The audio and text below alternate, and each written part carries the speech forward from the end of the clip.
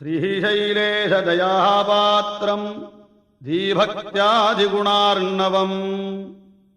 यतीन्द्रप्रवणं वन्दे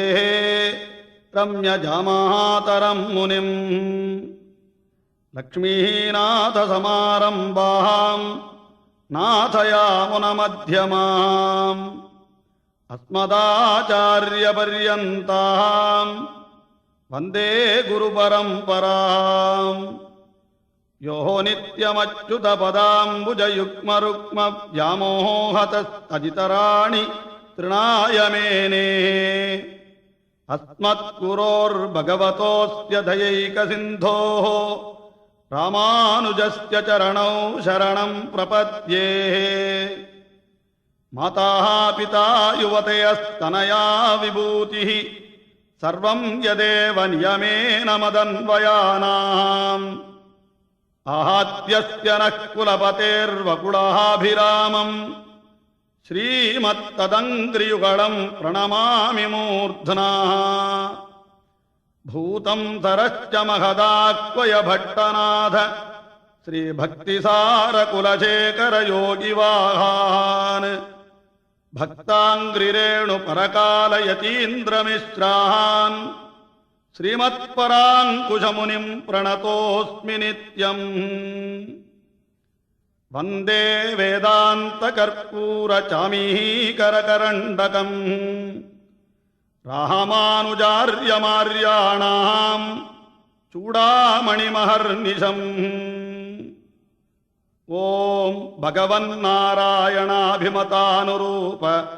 स्वरूपरूपगुणविभवैश्वर्य शीलाद्यनवधिकातिशय असङ्ख्येय कल्याणगुणगणाम् पद्मवनालयाम् भगवतीं श्रियं देवीं नित्यानपायिनीं निरवद्यां देवदेव दिव्यमहिषीम् अखिलजगन्मातरम् अस्मन्मातरम् अशरण्यशरण्याम् अनन्यशरणः शरणमहं प्रपद्ये भगवन्नारायणाभिमतानुरूप स्वरूपरूपगुणविभवैश्वर्य शीलाद्यनवधिकातिशय असङ्ख्येय कल्याणगुणगणाम् पद्मवनालयाम् भगवतीं श्रियं देवीं नित्यानपायिनीं निरवद्यां देवदेव दिव्यमहिषीम् अखिलजगन्मातरम् अस्मन्मातरम् अशरण्यशरण्याम् अनन्यशरणः शरणमहं प्रपद्ये पारमार्थिक भगवच्चरणारविन्दयुगलैकान्तिक आत्यन्तिक परभक्तिपरज्ञान परमभक्तिकृत परिपूर्णानवरत नित्यविशदतम अनन्यप्रयोजन अनवधिकातिशयप्रिय भगवदनुभवजनित अनवधिकातिशयप्रीतिकारित अशेषावस्थोचित अशेषशेषतैकरतिरूप नित्यकैङ्कर्यप्राप्त्यपेक्षया पारमार्थिकी भगवच्चरणारविन्दशरणागतिः यथावस्थिता अविरतास्तु मे अस्तु ते तयैव सर्वं सम्पत्स्यते अखिलहेयप्रत्यनीककल्याणैकतान स्वेतरसमस्तवस्तुविलक्षण अनन्तज्ञानानन्दैकस्वरूपा स्वाभिमतानुरूपैकरूप अचिन्त्यदिव्याद्भुतनित्यनिरवत्य निरतिशय औज्ज्वल्य सौन्दर्य सौगन्ध्य सौकुमार्य लावण्य यौवनात्यनन्तगुणनिधि दिव्यरूपा स्वाभाविकानवधिकातिशय ज्ञानबलैश्वर्य वीर्यशक्तितेजस्सौशील्यवात्सल्य ಮಾರ್ದವ ಆರ್ಜವ ಸೌಹಾರ್ದ ಸಾಮ್ಯ ಕಾರುಣ್ಯ ಮಾಧುರ್ಯ ಗಾಂಭೀರ್ಯ ಔದಾರ್ಯ ಚಾತುರ್ಯ ಸ್ಥೈರ್ಯ ಧೈರ್ಯ ಶೌರ್ಯ ಪರಾಕ್ರಮ ಸತ್ಯಕಾಮ ಸತ್ಯ ಸಂಕಲ್ಪ ಕೃತಿತ್ವ ಕೃತಜ್ಞತಾತ್ಯ ಸಂಕೇಯ ಕಲ್ಯಾಣ ಗುಣಗಣೌಘ ಮಹಾರ್ಣವಾ ಸ್ವೋಚಿತ ವಿವಿಧ ವಿಚಿತ್ರಾನಂತ ಆಶ್ಚರ್ಯ ನಿತ್ಯ ನಿರವತ್ಯ ನಿರತಿಶಯ ಸುಖಂತ ನಿರತಿಶಯ ಸುಖಸ್ಪರ್ಶ ನಿರತಿಶಯ ಔಜ್ವಲ್ಯ ಕಿರೀಟ ಮಕುಟ ಚೂಡಾವತಂಸ ಮಕರ ಕುಂಡಲ ಗ್ರೈವೇಯಕ ಹಾರ ಕೇಯೂರ ಕಟಕ ಶ್ರೀವತ್ಸ ಕೌಸ್ತುಭ ಮುಕ್ತಾಧಾಮ ಉದರ ಬಂಧನ ಪೀತಾಂಬರ ಕಾಂಚೀ ಗುಣ ನೂಪುರಾದ್ಯ ಪರಿಮಿತ ದಿವ್ಯಭೂಷಣ ಸ್ವಾನುರೂಪ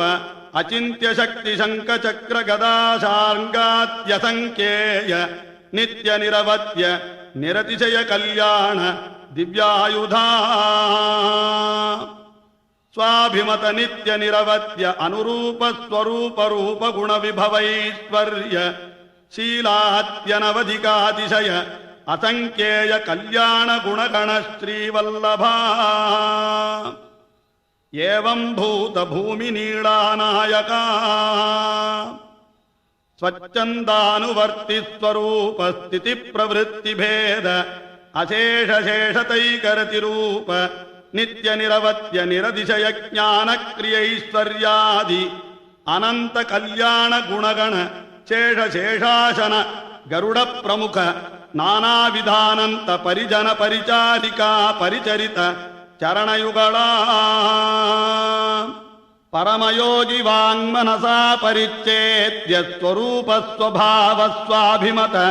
ವಿವಿಧ ವಿಚಿತ್ರಾನಂತ ಭೋಜ್ಯ ಭೋಗೋಪಕರಣ ಭೋಗಸ್ಥಾನ ಸಮೃದ್ಧ ಅನಂತಾಶ್ಚರ್ಯಾನಂತ ಮಹಾವಿಭವಾನಂತ ಪರಿಮಾಣ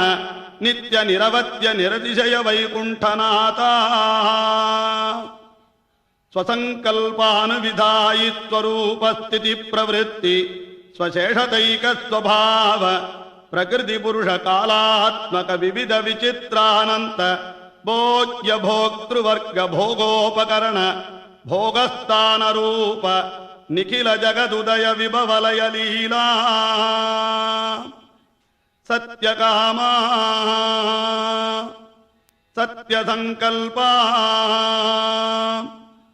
ಪರಬ್ರಹ್ಮಭೂತ ಪುರುಷೋತ್ತಮ ಮಹಾವಿಭೂತೆ ಶ್ರೀಮನ್ ನಾರಾಯಣ ಶ್ರೀವೈಕುಂಠನಾಥ ಅಪಾರ ಕಾರುಣ್ಯ ಸೌಶೀಲ್ಯ ವಾತ್ಸಲ್ಯ ಔದಾರ್ಯ ಐಶ್ವರ್ಯ ಸೌಂದರ್ಯ ಮಹೋದಧೇ ಅನಾಲೋಚಿತ ವಿಶೇಷ ಅಶೇಷ ಲೋಕಶರಣ್ಯ ಪ್ರಣತಾರ್ತಿಹರ ಆಶ್ರಿತ ವಾತ್ಸಲ್ಯೈಕ ಜಲಧೇ ಅನವರತ ವಿದಿತ ನಿಖಿಲ ಭೂತ ಜಾತ ಯಾಥಾತ್ಮ್ಯ ಅಶೇಷ ಚರಾಚರ ಭೂತ ನಿಖಿಲ ನಿಯಮನ ನಿರತ ಅಶೇಷ ಚಿದಚಿದ್ವಸ್ತು ಶೇಷಿಭೂತ ನಿಖಿಲ ಜಗದಾಧಾರ ಅಖಿಲ ಜಗತ್ಸ್ವಾಮಿನ್ ಆತ್ಮಸ್ವಾಮಿನ್ ಸತ್ಯಕಾಮ ಸತ್ಯಸಂಕಲ್ಪ ಸಕಲೇತರ ವಿಲಕ್ಷಣ ಅರ್ಥಿಕಲ್ಪಕ ಆಪತ್ಸಖ ಶ್ರೀಮನ್ ನಾರಾಯಣ ಅಶರಣ್ಯ ಶರಣ್ಯ ಅನನ್ಯ ಶರಣ ತ್ವತ್ಪಾದಾರವಿಂದಯುಗಳಂ ಶರಣಮಹಂ ಪ್ರಪದ್ಯೆ. ಶ್ರೀಮನ್ನಾರಾಯಣ ಚರಣೌ ಶರಣಂ ಪ್ರಪದ್ಯೆ. ಶ್ರೀಮತೆ ನಾರಾಯಣಾಯ ನಮಃ. ಪಿತರಂ ಮಾತರಂ ದಾರಾನ್ ಪುತ್ರಾನ್ ಬಂಧೂನ್ ಸಖೀನ್ ಗುರೂನ್ ರತ್ನಾನಿ ಧನಧಾನ್ಯಾನಿ ಕ್ಷೇತ್ರಾಣಿ ಚ ಗೃಹಾಣಿ ಚ ಸರ್ವಧರ್ಮಾಂಚ ಸಂತ್ಯಜ್ಯ ಸರ್ವಕಾಮಾಂಚ ಸಾಕ್ಷರಾನ್ ಲೋಕವಿಕ್ರಾಂತ ಚರಣೌ ಶರಣಂ ತೇ ಅವ್ರಜಂ ವಿಭೋ ತ್ವಮೇವ ಮಾತಾ ಚ ಪಿತಾ ತ್ವಮೇವ ತ್ವಮೇವ ಬಂಧುಶ್ಚ ಗುರುಸ್ತ್ವಮೇವ ತ್ವಮೇವ ವಿದ್ಯಾತ್ ದ್ರವಿಣಂ ತ್ವಮೇವ ತ್ವಮೇವ ಸರ್ವಂ ಮಮ ದೇವದೇವ ಪಿತಾಸಿ ಲೋಕಸ್ಯ ಚರಾಚರಸ್ಯ ತ್ವಮಸ್ಯ ಪೂಜ್ಯಸ್ಯ ಗುರುರ್ಗರೀಯಾನ್ ನ ತ್ವತ್ಸಮೋऽಸ್ತ್ಯಭ್ಯತಿಕಃ ಕುತೋऽನ್ಯೋ ಲೋಕತ್ರಯೇಪ್ಯಪ್ರತಿಮ ಪ್ರಭಾವಾ ತಸ್ಮಾತ್ ಪ್ರಣಮ್ಯ ಪ್ರಣಿಧಾಯ ಕಾಯಂ ಪ್ರಸಾದಯೇ ತ್ವಾಮಹಮೀಶಮೀಡ್ಯಂ ಪಿತೇವ ಪುತ್ರಸ್ಯ ಸಖೇವ ಸಖ್ಯುಃ ಪ್ರಿಯ ಪ್ರಿಯಾಯಾರ್ಹಸಿ ದೇವ ಸೋಡುಂ ಮನೋವಾಕ್ಕಾಯೈಃ ಅನಾದಿಕಾಲ ಪ್ರವೃತ್ತ ಅನಂತಾಕೃತ್ಯಕರಣ ಕೃತ್ಯಾಕರಣ ಭಗವದಪಚಾರ ಭಾಗವತಾಪಚಾರ ಅಸಖ್ಯಾಪಚಾರ ರೂಪ ನಾನಾವಿಧ ಅನಂತ ಅಪಚಾರಾನ್ ಆರಬ್ಧ ಕಾರ್ಯಾನ್ ಅನಾರಬ್ಧ ಕಾರ್ಯಾನ್ ಕೃತಾನ್ ಕ್ರಿಯಮಾಣಾನ್ ಕರಿಷ್ಯಮಾಣಾಂಚ ಸರ್ವಾನ್ ಅಶೇಷತಃ ಕ್ಷಮಸ್ವ ಅನಾದಿಕಾಲ ಪ್ರವೃತ್ತಂ ವಿಪರೀತ ಜ್ಞಾನಂ ಆತ್ಮವಿಷಯಂ ಕೃತ್ನ ಜಗತ್ವಿಷಯಂಚ ವಿಪರೀತ ವೃತ್ತಂಚ ಅಶೇಷ ವಿಷಯಂ ಅದ್ಯಾಪಿ ವರ್ತಮಾನಂ ವರ್ತಿಷ್ಯಮಾಣಂಚ ಸರ್ವಂ ಕ್ಷಮಸ್ವ ಮದೀಯಾನಾದಿ ಕರ್ಮ ಪ್ರವಾಹ ಪ್ರವೃತ್ತಾಂ ಭಗವತ್ಸ್ವರೂಪ ತಿರೋದಾನಕರೀಂ ವಿಪರೀತ ಜ್ಞಾನ ಜನನೀಂ ಸ್ವವಿಷಯಾಯಾಶ್ಚ ಭೋಗ್ಯ ಬುದ್ಧೇರ್ಜನನೀಂ ದೇಹೇಂದ್ರಿಯತ್ವೇನ ಭೋಗ್ಯತ್ವೇನ